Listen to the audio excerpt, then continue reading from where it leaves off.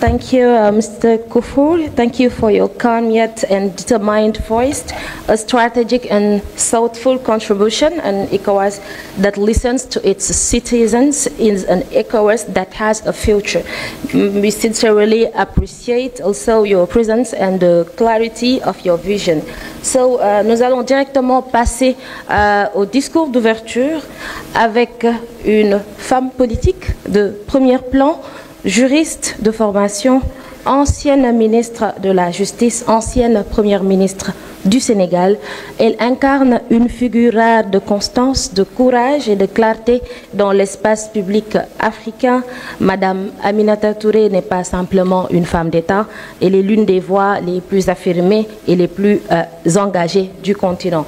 Sa rigueur intellectuelle et son combat inlassable pour les droits des femmes, pour la justice, la transparence et la démocratie font d'elle bien plus qu'une intervenante, mais une référence, une conscience et une inspiration. C'est un immense honneur de l'avoir avec nous aujourd'hui, d'avoir aussi l'opportunité d'écouter et d'apprendre de son expérience, de sa vision et de son exigence. Sous vos applaudissements, Madame Aminata Touré.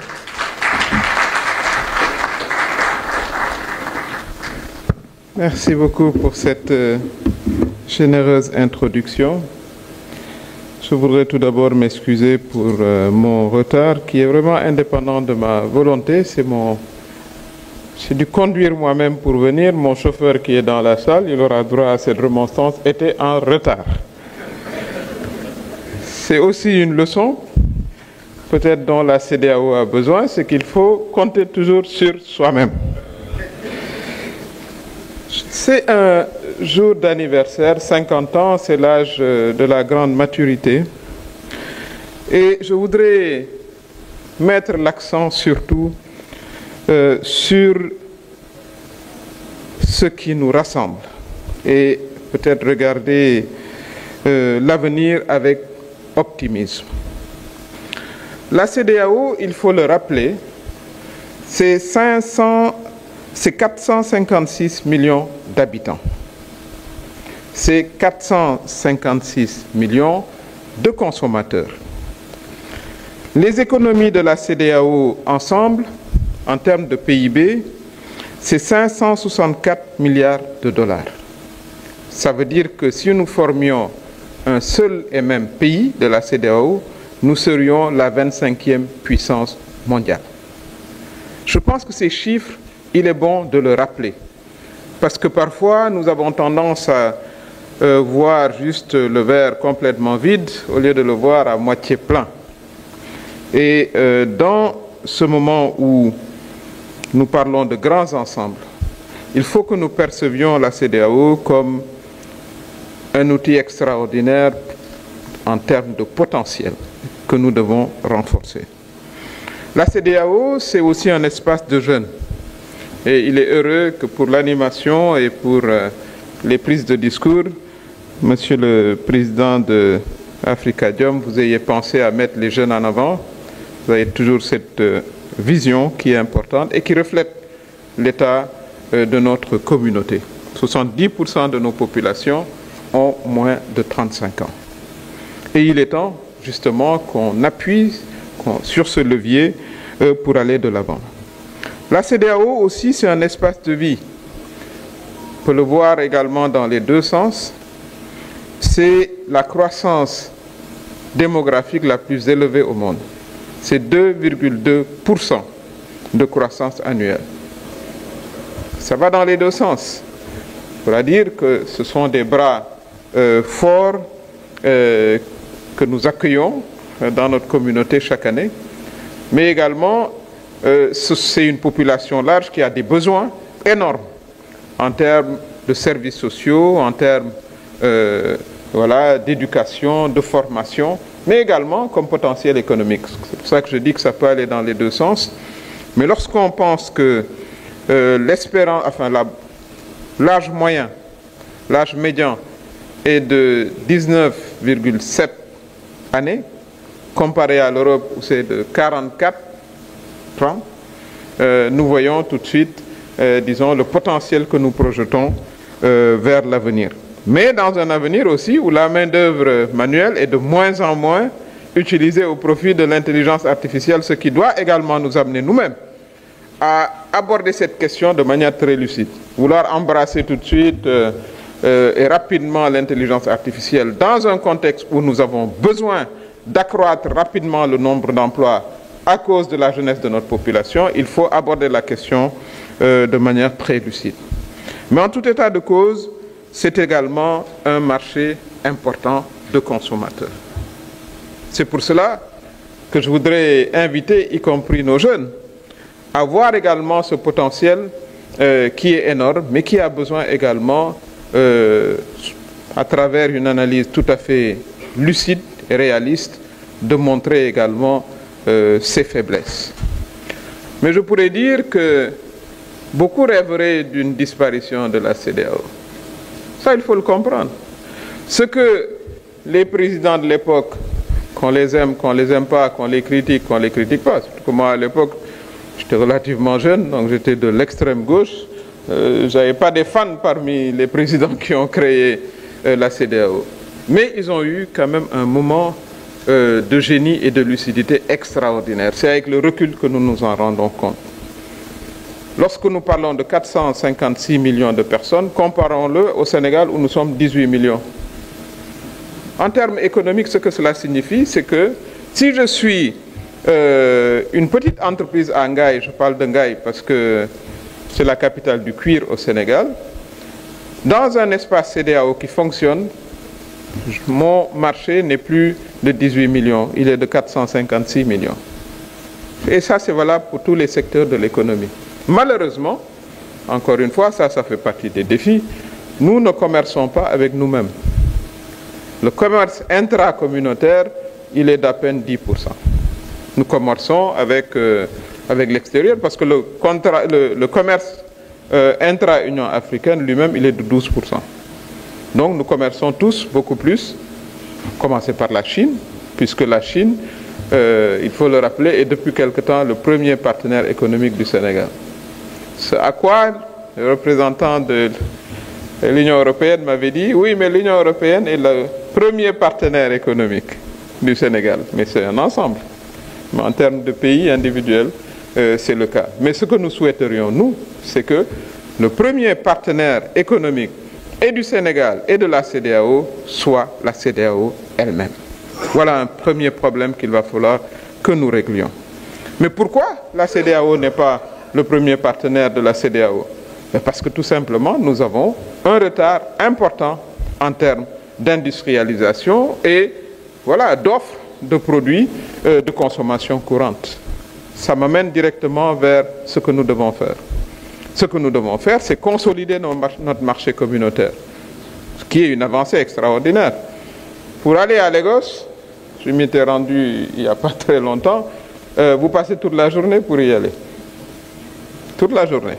Voilà déjà un problème de connectivité qu'il nous faut régler dans notre espace. Alors que vous quittez ici à 9h, vous arrivez à Lagos à 17h. Hein.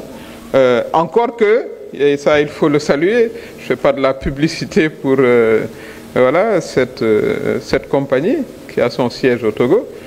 Sans elle, on mettrait peut-être 24 heures pour y arriver. Donc il y a des conditionnalités pour que notre marché soit suffisamment intégré, c'est celui des connectivités. Et pour que nous puissions régler ces questions de connectivité, à mon avis, il faut que la CEDEAO soit porteuse aussi d'un projet de développement économique commun. Cela est aussi une des causes un peu de notre retard, et il faut le rappeler que c'est l'espace aussi le plus pauvre de la planète en termes d'indicateurs de développement. 25e puissance économique, si on regarde le PIB, mais c'est un PIB également extraverti. Et ceux qui le produisent ne sont pas forcément, ne vivent pas forcément dans notre espace. Mais le potentiel est là puisqu'on le produit ici. Mais en termes d'indicateurs sociaux, nous faisons partie de la communauté la plus pauvre et la plus en retard. Et ça, cela explique justement les situations que nous vivons, qui est la question sécuritaire. Aujourd'hui, lorsqu'on parle de la CEDEAO, et quand on entend effectivement voilà, des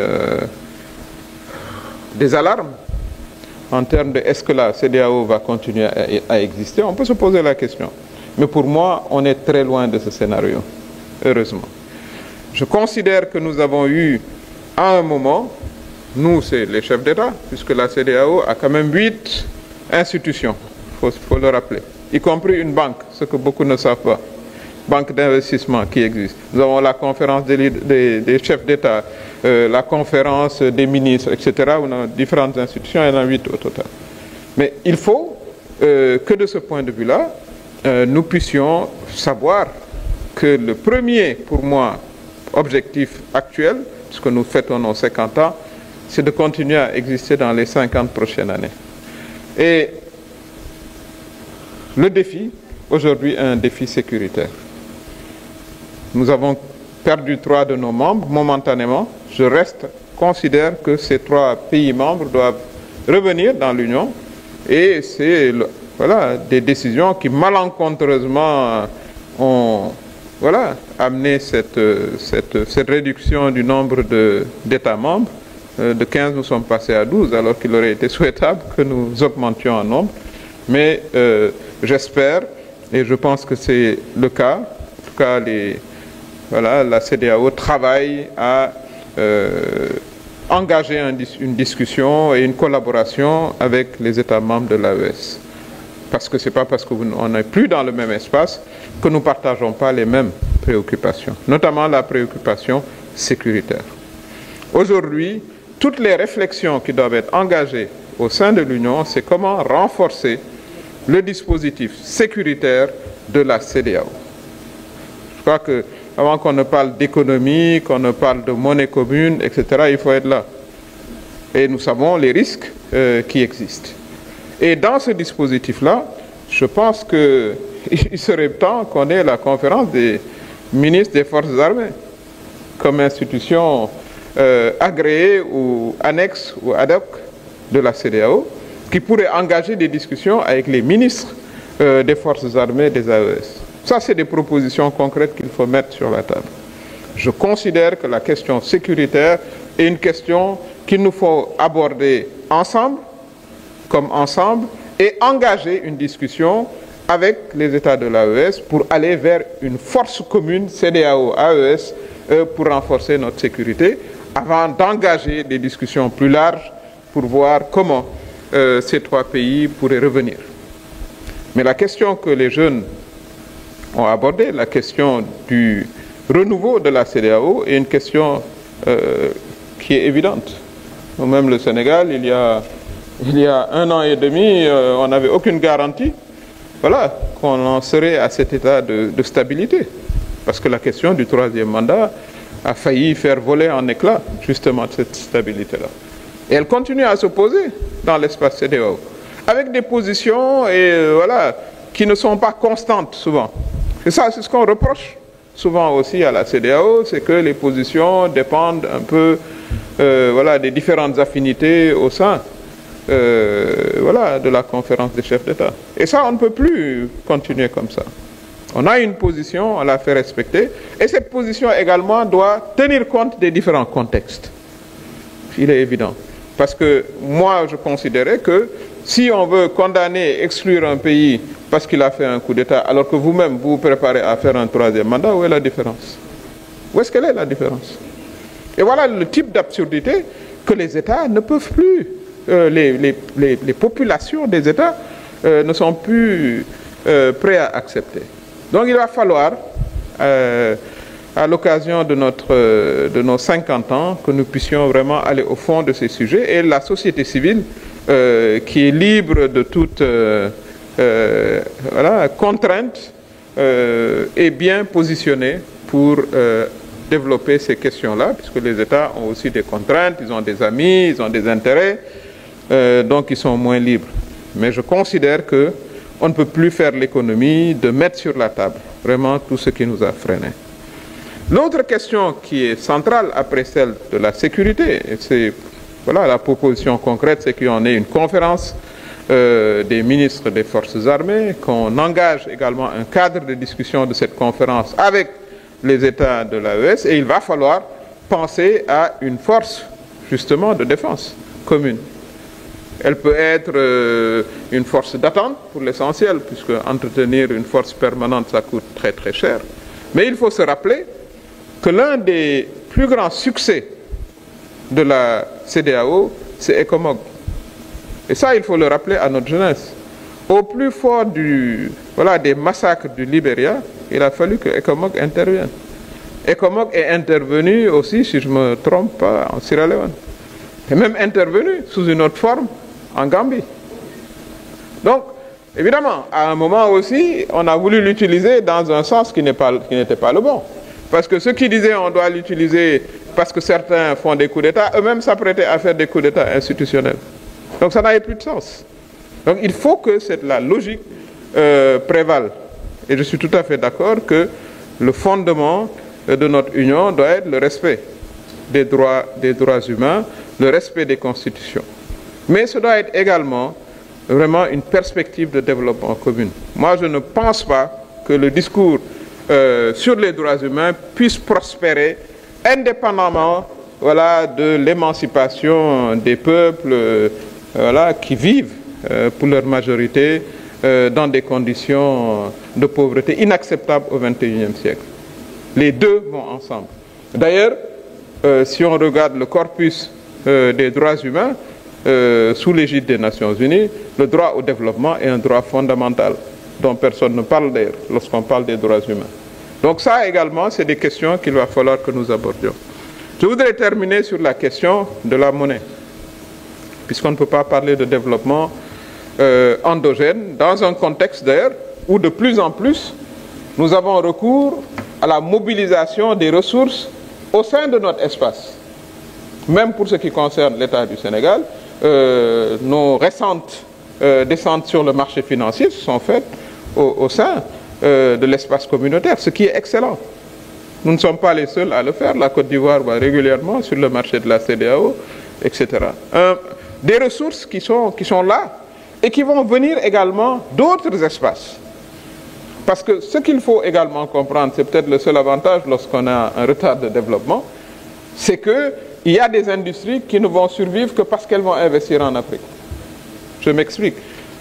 Si vous avez investi dans de grandes entreprises multinationales de construction d'autoroutes et de ponts, ce n'est pas en Europe que vous allez construire des autoroutes et des ponts, ou en Asie, ou en Chine, ou aux États-Unis, c'est en Afrique que vous allez les construire, ou alors votre business va cesser d'exister. À nous, justement, de mettre en place un espace de confiance, un espace de transparence, de bonne gouvernance pour attirer justement cet investissement-là qui n'a plus ailleurs où aller qu'en Afrique. Et ça, il faut qu'on le comprenne. Et ça, c'est important que l'on puisse également asseoir une indépendance économique. Sur la question de la monnaie, j'ai le plaisir de voir monsieur l'ambassadeur du Maroc. Le Maroc a assis également son économie sur le dirham, qui est garanti par un panier de monnaie. Et cela, je crois, porte chance depuis lors au Maroc qui est dans sa dynamique de développement. Donc la question de la monnaie, il ne faut pas que nous en ayons peur. Parce que de toute façon, la question du franc CFA, elle est vidée, en principe. Nous aurions dû, depuis, je crois, 3 ans, la monnaie de l'éco aurait dû être en fonction. Certains pays ont traîné les pieds, dont le Sénégal d'ailleurs, il faut le dire. Mais il est temps aujourd'hui qu'au sein de la CEDEAO, la question de la monnaie soit une question prioritaire et que dans les 2 prochaines années, cette monnaie puisse être mise en œuvre. Avec évidemment tous les mécanismes de contrôle nécessaires. Parce que sans mécanisme de contrôle, vous avez une monnaie de singe. Mais ça, on le sait, puisque au sein de l'Union, vous avez des pays qui ont leur propre monnaie et ça marche. Avec des exemples que nous connaissons. Et je considère que ça, c'est une question centrale qui va rassembler la CEDEAO et qui peut également amener dans la discussion les États de l'AES, puisqu'ils s'étaient engagés déjà à l'époque à faire partie justement de ce projet de monnaie unique. La monnaie unique va nous permettre d'avoir un levier indépendant de financement de notre économie. Et je pense que c'est ces questions-là qu'il va falloir que nous abordions. Sans compter maintenant les projets communs. Un espace communautaire économique, il doit être porteur d'un projet économique commun, ce qui n'est pas encore le cas. Moi, j'aimerais bien que nos ministres des Finances puissent harmoniser voilà, leur budget et qu'il y ait à chaque fois une ligne, voilà, projet commun de la CEDEAO, développement de ces infrastructures dont on parlait tout à l'heure, ligne voilà, ferroviaire pour pouvoir desservir l'espace correctement, des projets universitaires communs, une université de la CEDEAO, nous avons une banque. Rien ne nous empêche d'avoir une université scientifique de la CEDEAO. Nous avons des besoins et des gaps dans chacun de nos pays. Nous devrions avoir également une compagnie ouest-africaine de la pharmacie. Nous sommes sortis du Covid, où nous avions un niveau de dépendance extraordinaire. Bon, on a pu gérer nous-mêmes d'ailleurs. Moi, je considère que ce qu'on a fait pendant le Covid, c'est ce qu'on doit continuer à faire, c'est-à-dire compter sur nos propres forces. Donc, je considère que pour, disons, le roadmap, la feuille de route, la CEDEAO doit se fixer ces ambitions-là, que je résume. Un, c'est la force de sécurité commune, on peut l'appeler d'interposition, d'attente, comme on voudra. Deuxièmement, je considère que nous devons avancer sur la question de la monnaie unique avec un timeline qui est réel, voilà, avec l'engagement de tout le monde, pas seulement un engagement de parole, but we need to walk the talk, comme on dit, et ça me paraît être fondamental. Nous devons avoir ces projets d'interconnexion et ces projets-là, chaque année, une ligne spécifique dans les budgets nationaux devrait être reflétée. Voilà un peu moi ce que je voulais dire, en souhaitant un bon anniversaire à la CEDEAO, qui dans les prochaines 50 ans sera encore plus intégrée, peut-être l'union la plus intégrée au monde. Nous l'avons vu, nous avons avancé beaucoup, et rappelé quand même, surtout pour les jeunes, qu'en 1960, lorsque nos pays accédaient les uns après les autres à l'indépendance, l'espérance de vie était de 41 ans. L'espérance de vie maintenant est de 68 ans. Et c'est vous dire, peut-être qu'à l'échelle individuelle, les progrès ne sont pas perçus, mais nous avons beaucoup avancé. Si on regarde le background contre lequel il a fallu que nous nous battions, des violations extrêmes voilà, de nos populations sur voilà, des décennies ou des siècles, fait référence à l'esclavage, à la brutalité de la colonisation, etc. Malgré cela, voilà, nous avons tenu, nous avons bâti un espace avec ses limites.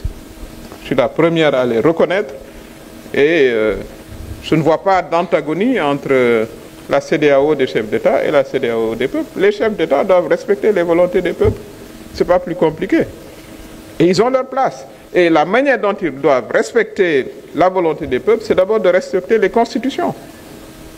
Mais il faut des mécanismes également qui les contraignent à respecter ces constitutions. Et voilà, mesdames, messieurs, ce que je voulais dire, en félicitant vraiment Afrikajom pour ce beau rassemblement. Et je voudrais encourager encore une fois la société civile à jouer son rôle, qui est celui de pousser, voilà, pousser nos États, qui ont leurs contraintes, qui ont leurs intérêts. Mais tous ces États ont signé souvent les conventions contraignantes, puisqu'ils les ont domestiquées dans leurs lois au niveau des pays, pour qu'on puisse aller de l'avant. Je vous remercie.